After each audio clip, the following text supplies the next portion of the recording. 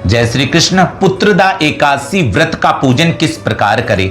जिनका बार बार मिसकैरेज हो जाता है, जिनको अभी तक गर्भधारण अर्थात कंसीव नहीं कर पा रहे, जिनको संतान नहीं है, जिनको पुत्र की कामना है, संतान की कामना है, जो माता पिता संतान ना होने की वजह से दुखी रहते हैं, लोगों के कड़वे कड़वे ताने सुनने पड़ते हैं, मन में जिनको दर्द पैदा होता है, वो भगवान श्री कृष्ण लड्डू गोपाल जी का पूजन इस विधि के अनुसार अवश्य करें। सावन के शुक्ल पक्ष की जो एकादशी आ रही है, ये एकादशी 23 तारीख 2026 दिन रविवार के दिन इस व्रत को रखा जाएगा, क्योंकि इस दिन दशमी तिथि नहीं है, उदया तिथि में एकादशी तिथि है। और इसका जो पारायण का शुभ मुहूर्त है ये 24 तारीख की दोपहर को 1:41 से आरंभ होकर शाम के 4:46 तक रहेगा। इसलिए इसमें लड्डू गोपाल जी का पूजन किस प्रकार करना है कि ताकि आपके घर में संतान पैदा हो। आपने ट्रीटमेंट करा करा के थक गए हो, अभी तक कोई फल नहीं मिला है, अभी आपका कोई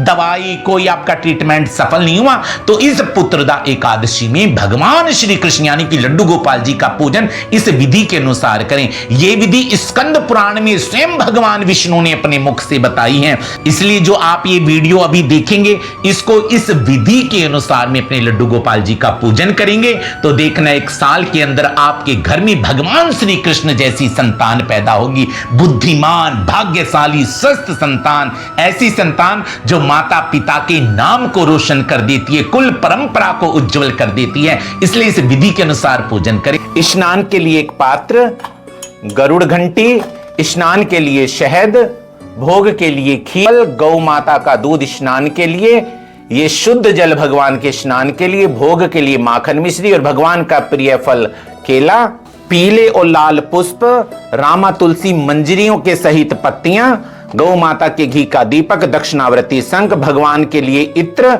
और सूखी हुई तुलसी को घिस करके गंगा जल में बनाया हुआ भगवान का तिलक, कपूर, श्यामा तुलसी मंजरियों के सहित ये पूजन की सामग्री है।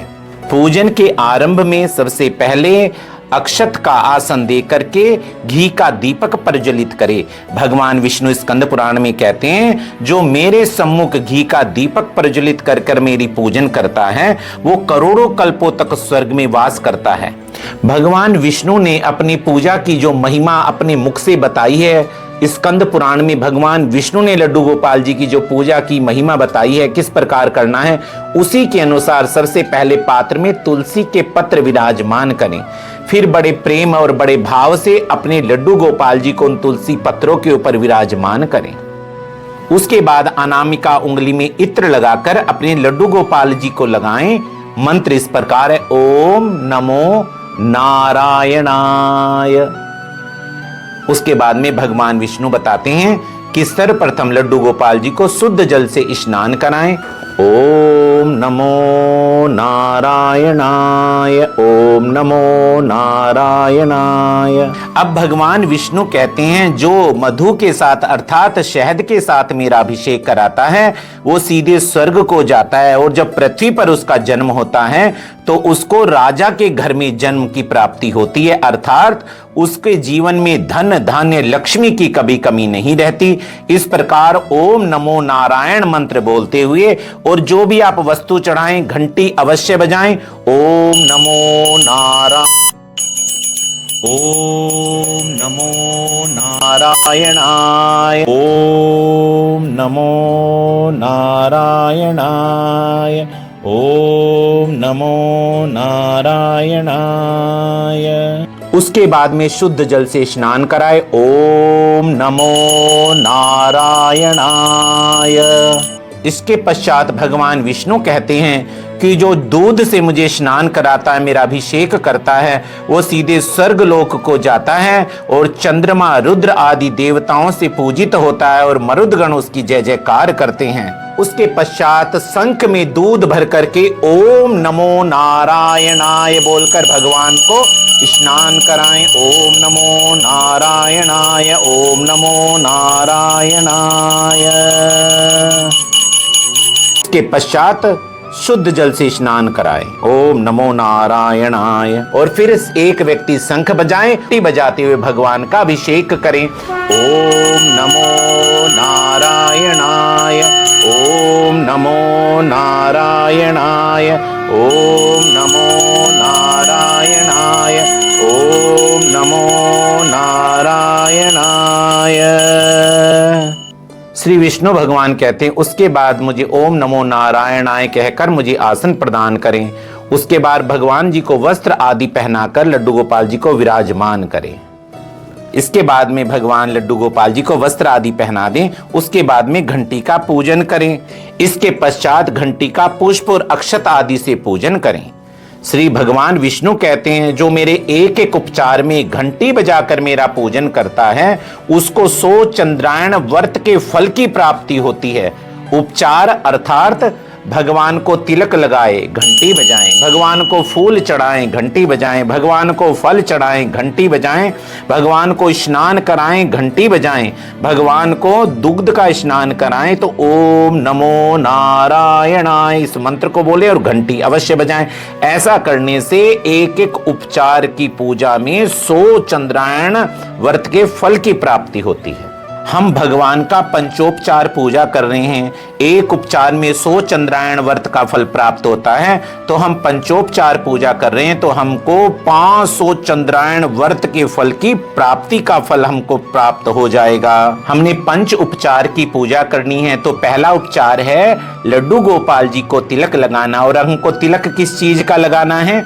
सूखी हुई तुलसी को घिसकर गुलाब जल में हमें भगवान के लिए तिलक तैयार कर लेना है। तो भगवान विष्णु कहते हैं कि इस सूखी हुई तुलसी को घिसकर जो भगवान के लिए तिलक तैयार करता है और वो लड्डू गोपाल जी के माथे पर इससे तिलक करता है तो उसके अनंत जन्मों के पाप उसी समय भस्म हो जाते हैं। इसलिए जब तिलक करें तो घंटी अवश्य बजाएं और मंत्र बोले ओम नमो नारायणाय, ओम नमो नारायणाय, ओम नमो नारायणाय।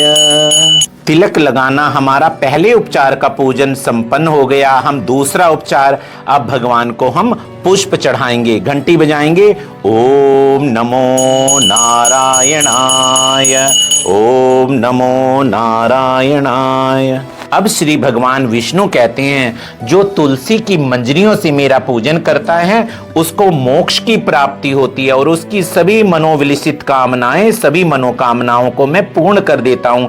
अब लड्डू गोपाल जी को तुलसी के साथ में जो ये मंजरियां हैं ये किस प्रकार आपने अर्पित करना है? इस प्रकार लड्डू गोपाल जी की तरफ मुख करके और पीछे की तरफ में ये मंजरियां, इस प्रकार आपने घंटी बजाते हुए ये मंजरी अर्पित करनी है। ओम नमो नारायणाय, ओम नमो नारायणाय।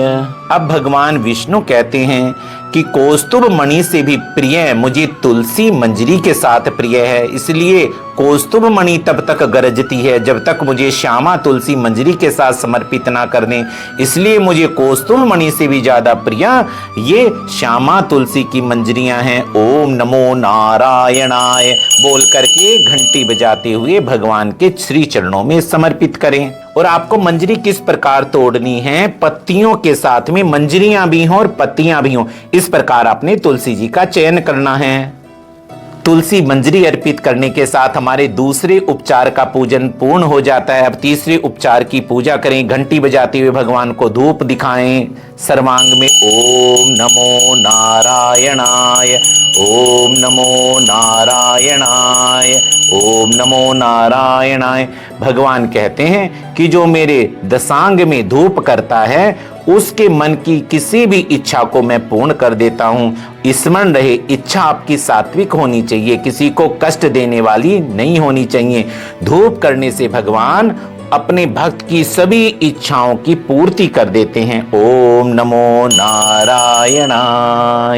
इस प्रकार आप धूप करें। लड्डू गोपाल जी को धूप समर्पित करने से हमारा तीसरे उपचार का पूजन पूर्ण हो जाता है। इसके बाद में हमें भगवान को घी का दीपक अर्पित करना है, और जो घी का दीपक जलाता है भगवान कहते हैं वो स्वर्ग में वास करता है, इसलिए हम भगवान को अब दीप दिखा देंगे। ओम नमो नारायणाय, ओम नमो नारायणाय। दीप दिखाने के बाद में आप अपना हाथ धो लें। अब ये हमारा चौथे उपचार का पूजन पूर्ण हो गया। इसके बाद में लड्डू गोपाल जी को खीर का और माखन मिश्री का भोग लगाएं। ये पंच उपचार का पूजन पूर्ण होगा। घंटी बजाते हुए ओम नमो नारायणाय, ओम नमो नारायणाय कहते हुए भगवान लड्डू गोपाल जी को भोग अर्पित करें।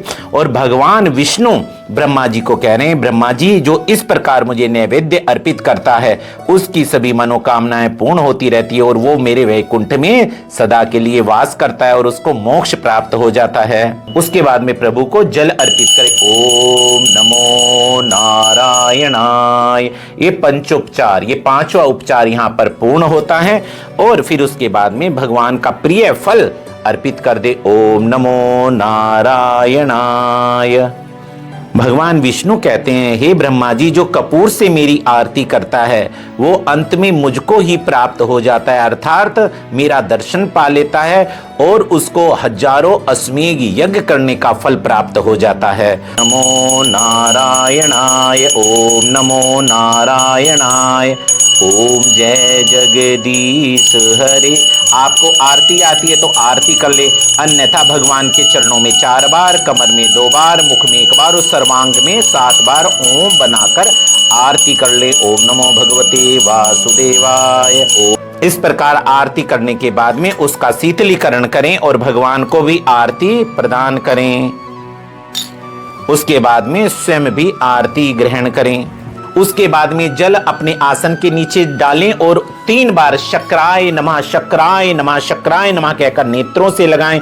और ये सबसे सरल विधि भगवान विष्णु ने स्वयं ब्रह्मा को स्कंद पुराण में बताई है। यदि आप अपने लड्डू गोपाल जी से सच्चा प्रेम करते हैं तो इस स्कंद पुराण की विधि के अनुसार आप पूजन करेंगे तो देखना लड्डू गोपाल जी आपके घर में चमत्कार कर देंगे। और स्मरण रहे, जो भी आप उपचार करें, तिलक लगाएं तो घंटी बजाएं, पुष्प चढ़ाएं तो घंटी बजाएं, आप तुलसी मंजरी चढ़ाएं तो घंटी बजाएं, नैवेद्य अर्पित करें तो घंटी बजाएं, क्योंकि भगवान विष्णु कहते हैं, हे ब्रह्मा जो एक उपचार की पूजा करते घंटी बजाकर मेरा पूजन करता है उसको 100 चंद्रायण व्रत के फल की प्राप्ति होती है। सर्वश्रेष्ठ व्रत है चंद्रायण का व्रत। इसलिए ऐसा पूजन, ऐसा विधान स्वयं भगवान ने अपने मुख से ब्रह्मा जी को बताया। इस विधि के अनुसार आप पूजन करेंगे तो लड्डू गोपाल सदैव प्रसन्न बने रहेंगे। और इस विधि को लड्डू गोपाल जी के प्रेमियों को, भक्तों तक अवश्य पहुंचाना।